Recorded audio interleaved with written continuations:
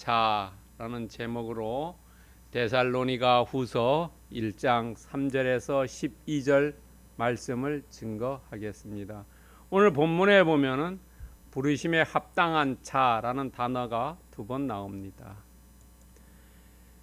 자, 방금 우리 주경홍 장로님께서 기도해 신 것처럼 5월은 어린이날부터 시작해서 여러 가정과 관련된 행사들이 있습니다. 그래서 5월은 가정의 달이라고 보통 많은 사람들이 이야기합니다.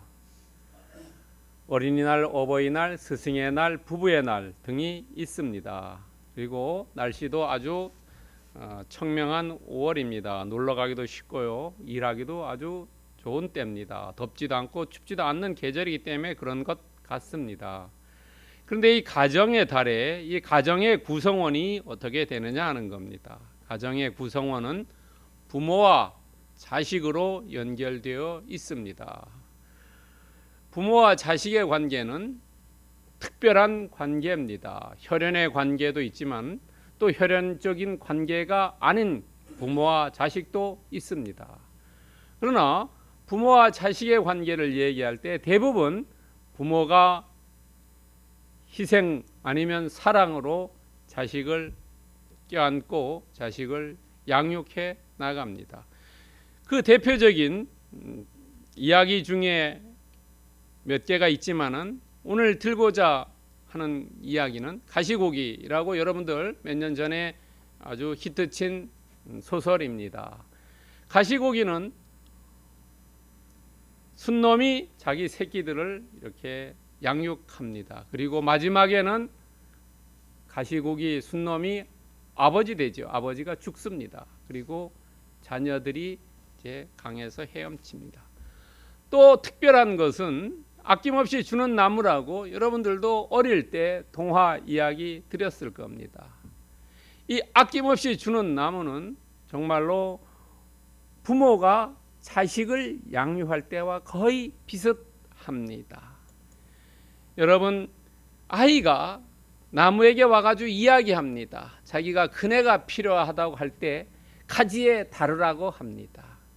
그리고 내가 돈이 필요하다고 할 때 열매를 팔으라고 합니다. 그리고 결혼해서 집이 필요하다고 할 때 야 줄기를 잘라서 집을 지어라고 합니다. 그리고 멀리 떠나기 위해서 배가 필요하다 할 때 내 몸통을 잘라가지고 배를 만들어서 가라고 합니다.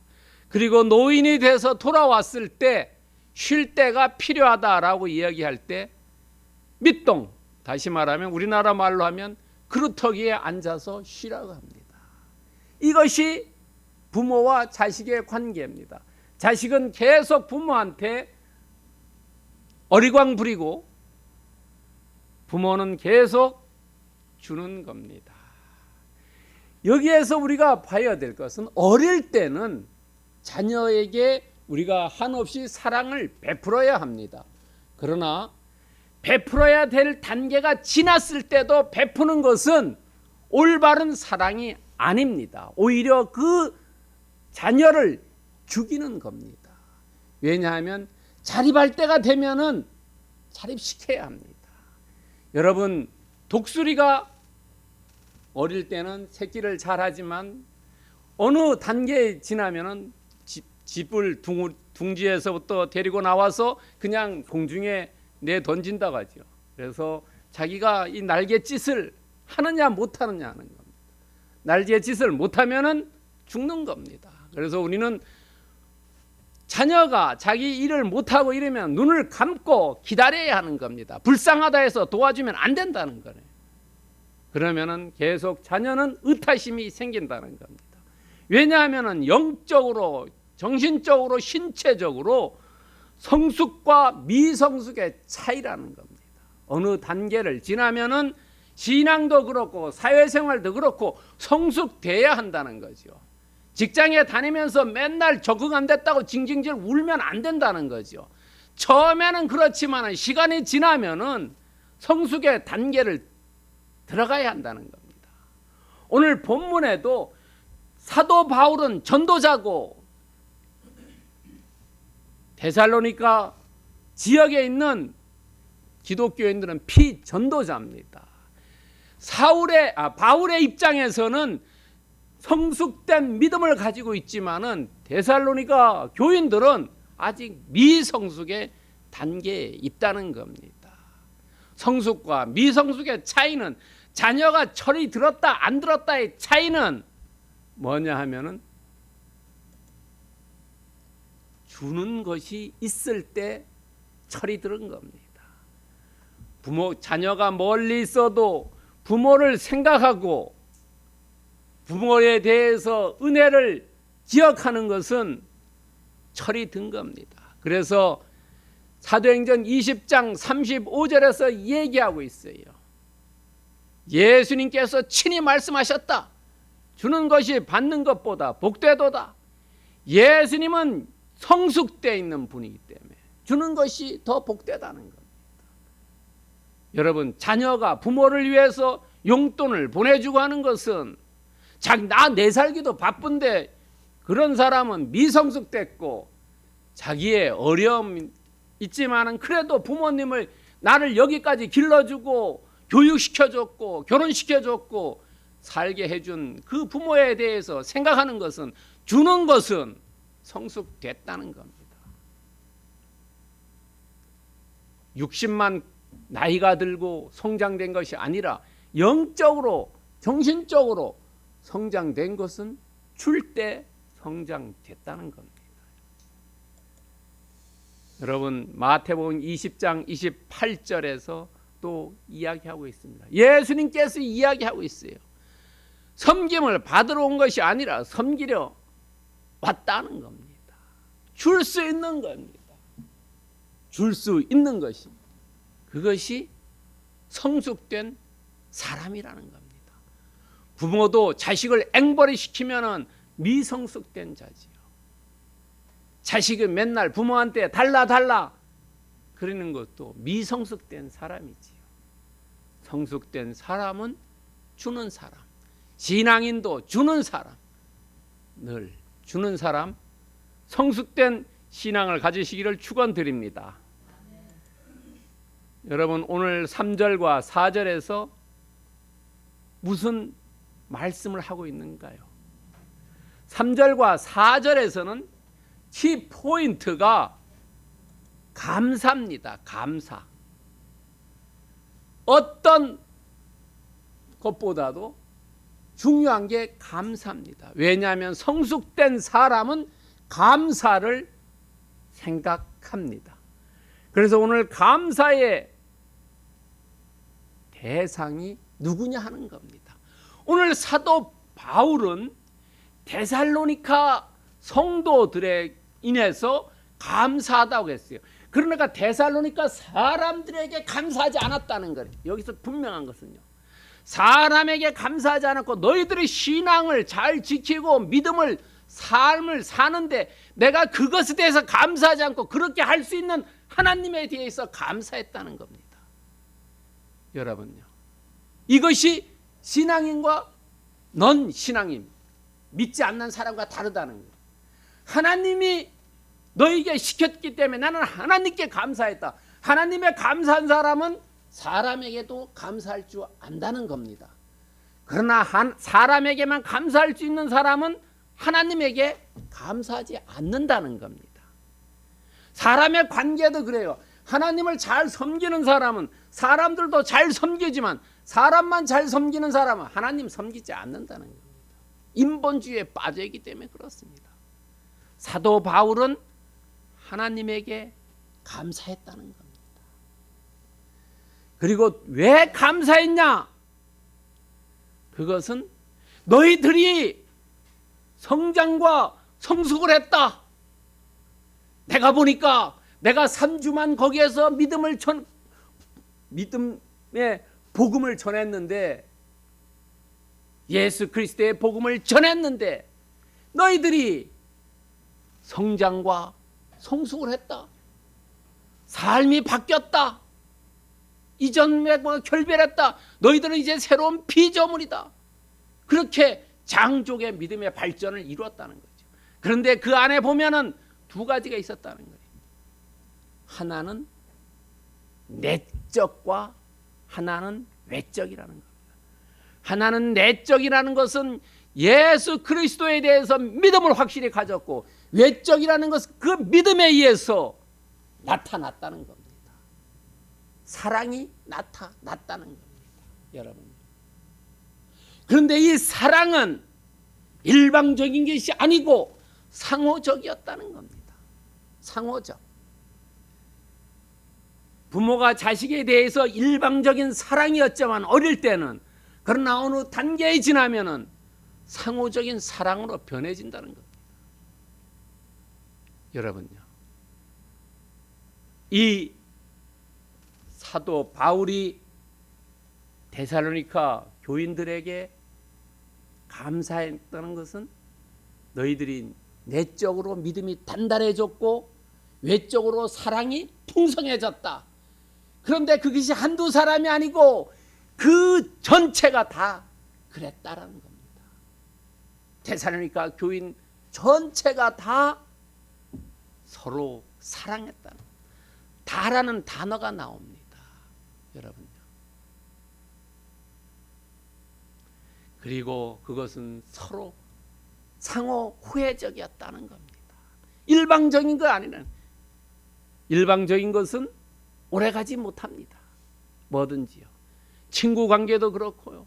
부모 자식 관계도 계속 부모한테 달라 그러면 저놈아 제발 안 왔으면 좋겠다는 거예요.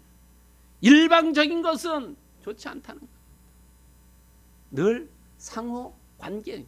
형제 사이도 그래요. 형제 사이도 서로 주고받는 것이 있지만 계속 주기만 하고 계속 받기만 하면은 그것이 권리가 돼버리고 나중에 관계가 멀어지는 겁니다. 저놈아는 계속 와서 달라 그러면 제발 안 왔으면 좋겠다는 겁니다. 뭐든지 주고받는 것입니다. 그것이 적고 큰 거가 그 차이가 아니라 주고받는 거예요. 그리고 감사에 대해서 사도 바울은 반응을 보인다는 겁니다. 하나님께 감사했고 그 감사 이유가 너희들이 내적으로 믿음이 굳건했고 서로 다 사랑이 풍성했다. 그러니까 내가 할 일은 그것에 대해서 액션 취하는 거예요. 반응을 하는 겁니다. 그것이 어떤 반응이냐면 친히 자랑했다는 겁니다. 여러분, 친히 자랑했다는 것은 자랑과 자랑질을 구분해야 되는 거예요. 자랑질하는 것은 다른 사람보다 우월감 있고 경쟁심 있고 이런 것들은 자랑질이고, 여기에서 얘기한 자랑은 다른 사람들을 격려하기 위해서 했다는 겁니다. 격려해요. 야, 지금 데살로니가 성도들이 어려움, 환난과 곤고함에 취해 있는데도 불구하고 그들이 믿음을 지키고 그들이 서로 사랑했다. 어려움에 빠져 있는 너희들도 이 데살로니가를 봐라. 그런 격려를 위한 자랑이었다는 겁니다. 이것을 사도 바울이 친히 했다라고 해요. 그 박해와 환난을 인내와 믿음으로 견뎌냈다는 겁니다. 여기에서 오늘 우리에게 주는 말씀은, 우리는 지금 데살로니가 성도들과 다른 입장에 있습니다. 그러나 사도 바울의 입장으로 본다면 우리도 5월 가정의 달을 맞이해서 감사의 삶을 살아야 되겠다는 겁니다. 감사의 삶. 우리 안에 원망, 불평, 불만은 감사함이 없기 때문에 일어난다는 겁니다. 여러분, 역대하 32장 25절에 보면은 히스기야 이야기가 나옵니다. 히스기야가 기도해서 15년 동안 명이 길어졌지요. 그런데 왜 병이 났냐 하면 마음이 교만해졌어. 그 받은 은혜를 보답하지 않았다는 겁니다. 여러분요. 헤롯 왕도 어땠습니까? 교만해가지고 벌레가 나서 죽지요. 교만하면은 감사하지 않는다는 거예요. 자식이 부모에게 감사하지 않는 것은 교만이기 때문에 그렇다는 겁니다. 왜냐하면 내 힘으로 했다는 거죠. 그러나 가만히 생각해본 그렇지 않다는 것을 알 수 있어요. 고린도후서 9장 15절에 보면은 우리가 우리의 삶을 뒤돌아봤을 때 말할 수 없는 그의 은사로 있다는 거죠. 하나님이 우리에게 너무나 많은 것을 주셨다는 거예요. 그것을 세어보지 않기 때문에, 그리고 그것에 대해서 내가 했다라고 생각하기 때문에, 당연하다고 생각하기 때문에 감사하지 않는다는 거지요. 여러분요, 우리 자신을 생각해 볼 때 내가 나된 것은 하나님의 은혜라고 사도 바울은 고백했지만, 우리 자신들도 가만히 내 자신을 되돌아보면 건강하게 주일 예배 나올 수 있는 것이 내 힘으로 아니라 하나님께서 간밤에 잠을 재워주시고 이곳으로 올 수 있게 인도해 주셨다, 그것만 생각해도 감사함이라는 거지요. 그래서 데살로니가 전서 5장 18절에 이야기하고 있어요. 범사에 감사하라는 거예요. 모든 것들이 다 은혜다 이거죠.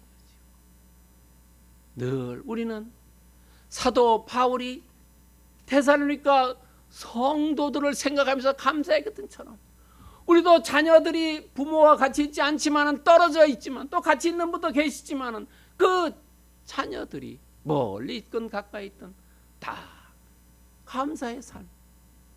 자녀 때문에 얼마나 감사합니까? 또 이 땅에서 우리가 일할 수 있고 건강 주신 거, 이런 것들을 생각할 때 우리는 늘 범사에 감사함을 해야 된다는 거죠. 감사함을 잊었을 때는 내 마음이 교만해졌다라고 생각하면 되는 겁니다. 감사함을 안 하는 것은 내가 교만하구나, 등치입니다. 등치.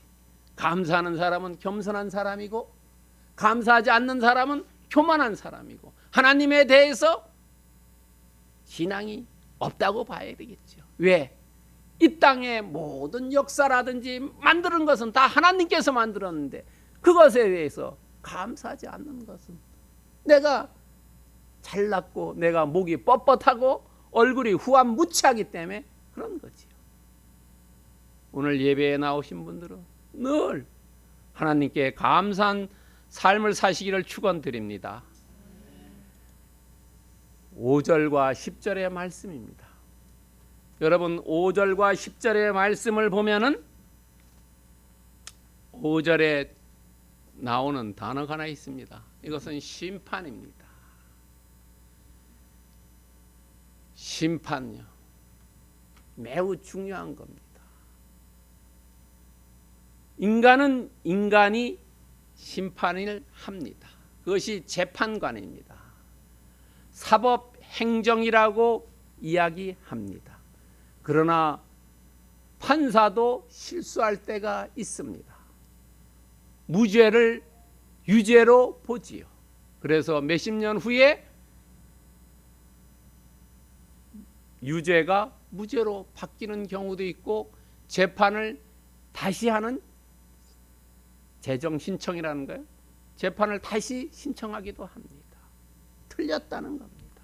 인간은 실수할 수밖에 없습니다. 왜 실수하냐 하면요, 역대하 19장 7절에 보면 나옵니다. 하나님은 불법이 없고 치우침도 없고 뇌물을 받는 일이 없다는 겁니다. 그렇다면 인간은 어떻습니까? 인간은 불의함도 있고 편견도 있고 뇌물을 받는 것도 있다는 겁니다. 뇌물을 직접 돈으로 받지 않더라도, 야, 너 자리 이쪽으로 좋은 데 줄 테니까 잘해, 그게 뇌물입니다. 하나님은 그렇지 않다는 겁니다. 하나님은 불의도 없고 치우침도 없고 뇌물 받는 일도 없기 때문에 공의로운 심판을 하지만은 인간은 다르다는 거죠. 여러분 생각해 보세요. 편견이 있어요, 사람들마다. 그 다음에 잘해준다고 하면은 그쪽으로 갑니다. 그리고 인간의 안쪽에는 불의함이 있어요, 항상. 신앙으로 그 불의함을 눌러서 그렇지, 우리 안쪽에는 사람마다 쓴뿌리가 다 있어요. 그래서 공의로운 것을 할 수가 없다는 겁니다. 하나님만이 공의로운 것을 할 수 있다는 겁니다. 그런데 하나님이 공의로운 심판을 내린다는 것은 우리 삶에 하나님께서 개입하신다는 걸 의미합니다.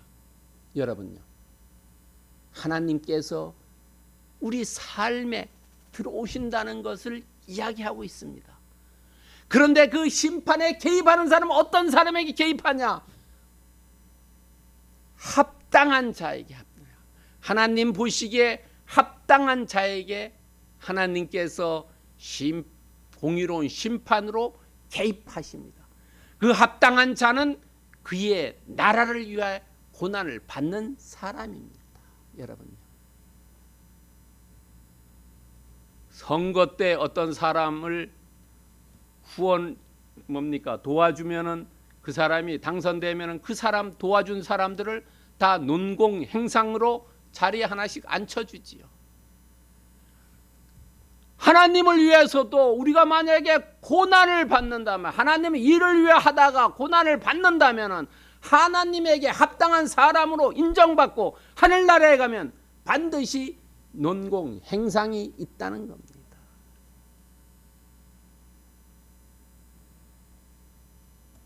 그런데 크리스찬으로서 환난과 고난을 받는 것은 누가 환난과 고난을 줍니까? 그것은 사람들이 줍니다. 먼 데 있는 사람이 아니라 가까이에 있는 사람들이 환난과 고난을 줍니다. 그런데 하나님께서 개입을 하신다고 했죠. 합당한 자에게만 개입합니다. 아무 사람에게 개입하지 않습니다. 합당한 자에게 개입하는데 거기에 가해자와 피해자에게 각각 개입합니다. 오늘 본문에 나옵니다. 가해자에게는 하나님께서 보응하신다고 분명히 말씀해 주고 계십니다. 9절, 6절에 보십시오. 6절에 보면 너희로 환난을 받게 하는 자들에게는 환난으로 갚아주신다고 했어요.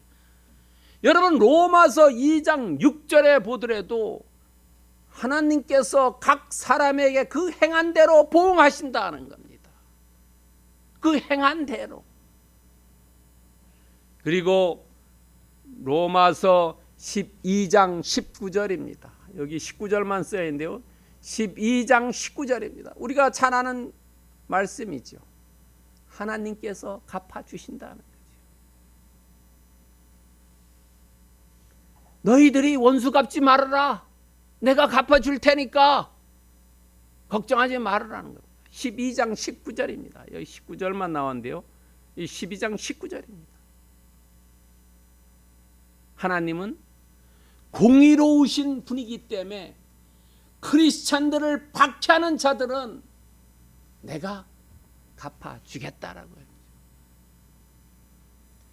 그리고 하나님 때문에, 예수님 때문에 피해를 받는 사람은 안식을 주시겠다고 했어요. 편안함을 주겠다는 겁니다.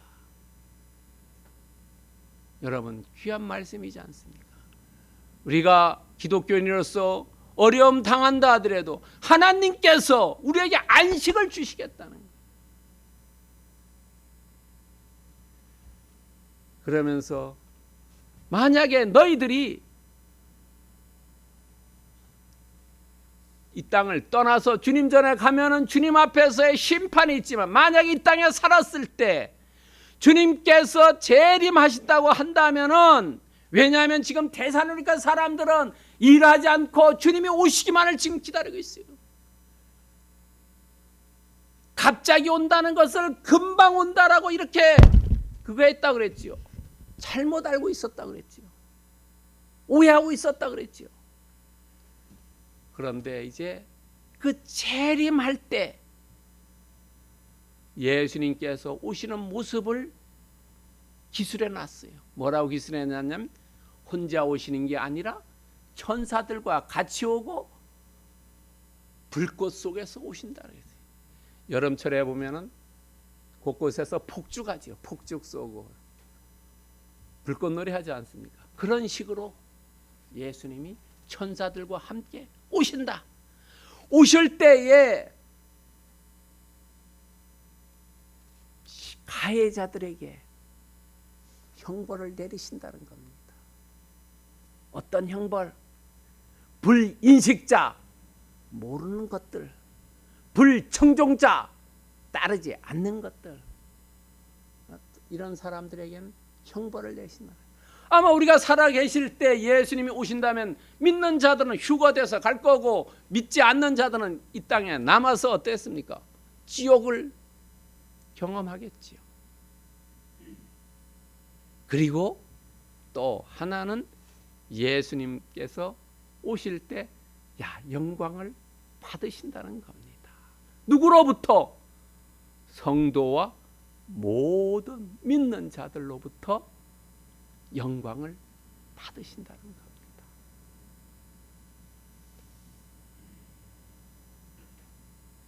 그리고 12절 마지막에 보면 너희도 그 안에서 영광을 받게 하려 한다. 상호 관계라는 겁니다. 사랑도 상호 관계고 영광도 상호 관계라는 겁니다. 우리가 하나님께 영광 돌린다고 하면 하나님께서 영광을 돌리는 자에게도 영광을 주신다는 겁니다. 하나님은 성도들을 백성들을 통해서 앵벌이 안 한다는 겁니다. 영광을 돌리면 그만큼 주신다는 겁니다. 자, 우리가 여기서 알아야 될 것은 21세기를 살아가는 우리에게는 데살로니가 교인들과 다릅니다. 우리에게는 심판의 삶이 있다는 것을 기억하고 그것을 생각하면서 이 땅에서의 삶을 살아야 된다는 겁니다. 히브리서 9장 27절에 이야기하고 있어요. 심판이 있다는 겁니다. 우리가 살아있을 때 예수님께서 오시면 우리는 휴거되지만은 우리가 예수님 오시기 전에 우리가 죽으면은 하늘나라 가서 예수님 앞에서 벌거벗은 채로 우리의 일생이 심판을 받는다는 겁니다.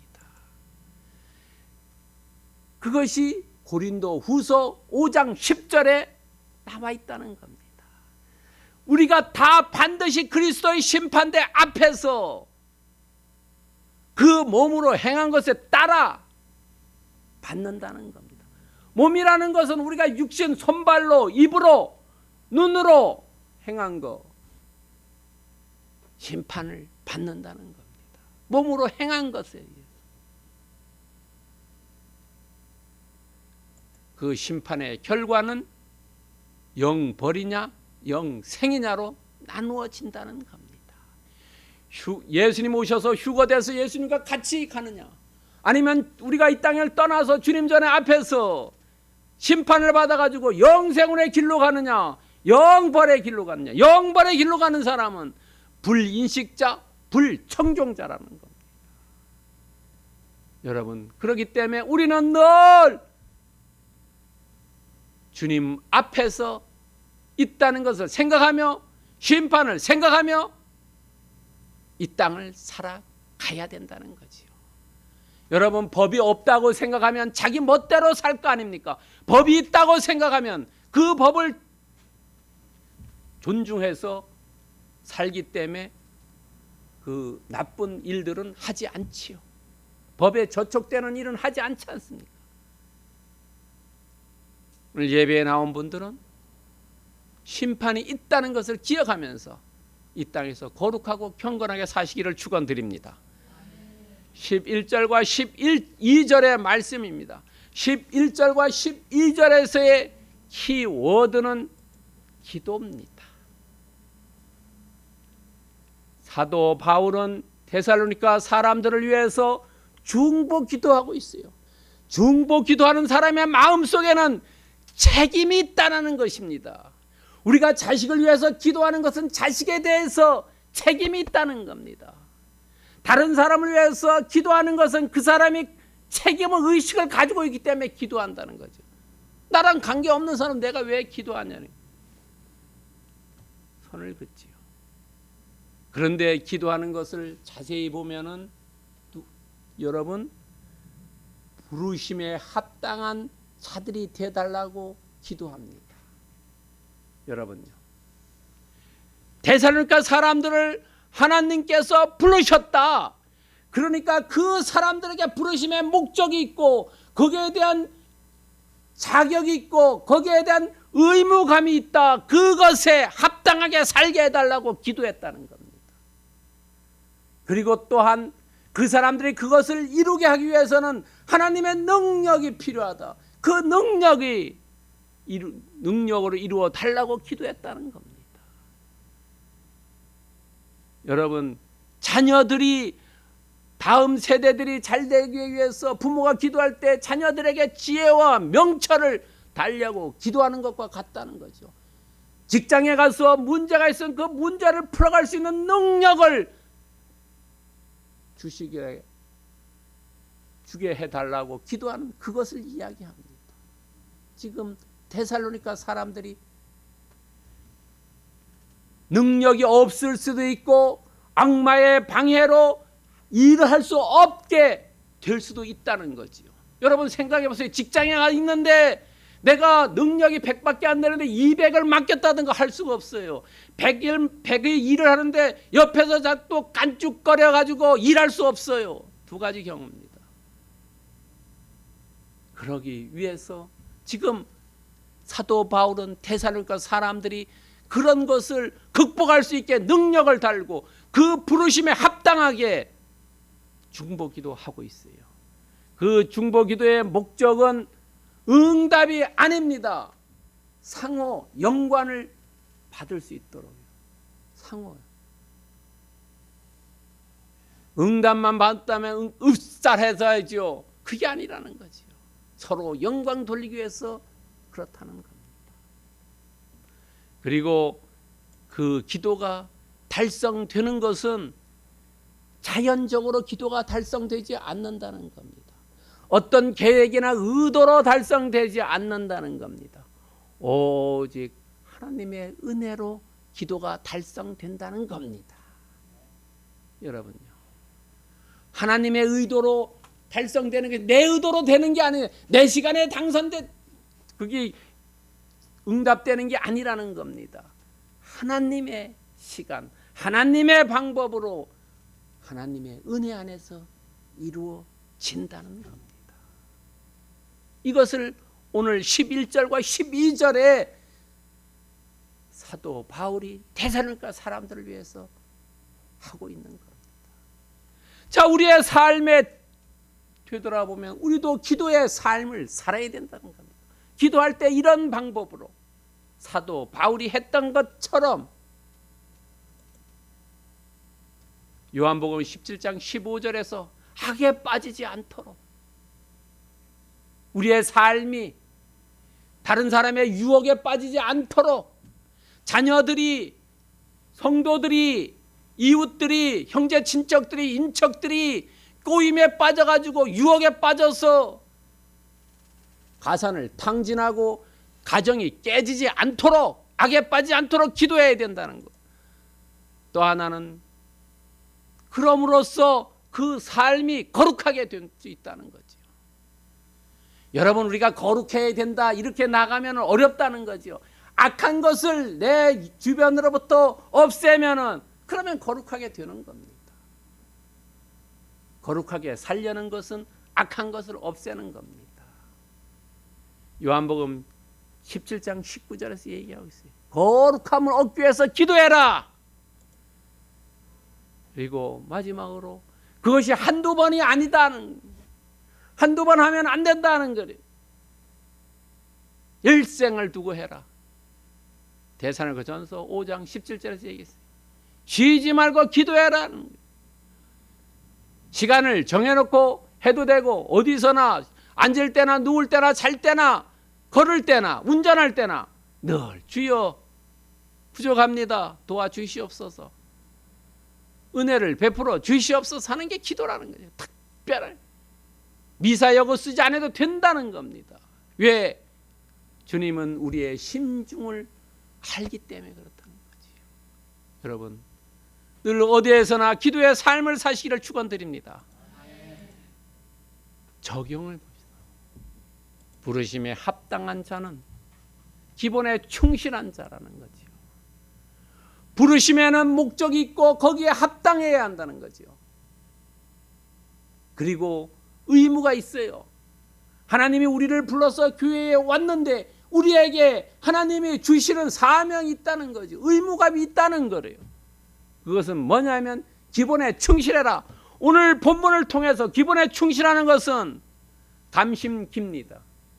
감사하고 심판이 있다는 것을 기억하고 기도하는 것, 이것이 기본이라는 겁니다. 기억하기 좋기 위해서 김씨만 있는 게 아니라 김씨 옆에 하나 다른 감씨도 있습니다. 저 제주도 와서 감씨 처음 만났습니다. 감씨가 심기가 좋다 이렇게 생각하면 됩니다. 그럼 감심기입니다. 감사와 심판과 기도, 이것이 부르심에 합당한 자로서 기본에 충실하는 겁니다. 그러므로 어떻게 하는 거냐? 호세아 6장 1절에 얘기하고 있어요. 여호와께로 돌아가자. 그래, 돌아가서 어떻게 하냐? 여호와께 돌아왔습니다. 이것만 아닌 게 여호와를 알자. 돌아가면은 여호와를 알아야 된다. 공부해야 된다는 거죠. 성경을 읽어야 된다는 거죠. 성경에서 무슨 말을 하고 있는지 알아야 된다. 알아야 면장을 하지요. 그것은 곧 뭐냐? 예수 그리스도, 그분을 아는 것이 곧 영생이다라고 요한복음 17장 3절에서 이야기하고 있어요. 여호와께로 돌아가고 여호와를 아는 것은 곧 예수 그리스도를 아는 것이고, 예수 그리스도를 아는 것은 기본에 충실하는 것이고, 그것이 곧 영생이다 하는 겁니다. 여러분, 오늘 예배에 나오신 분들은 정말로 예수님을 잘 알아서 이 땅에서도 영생, 하늘나라 가서도 영생, 늘 기본에 충실한 믿음 생활 하시기를 그리스도의 이름으로 축원드립니다. 기도하겠습니다.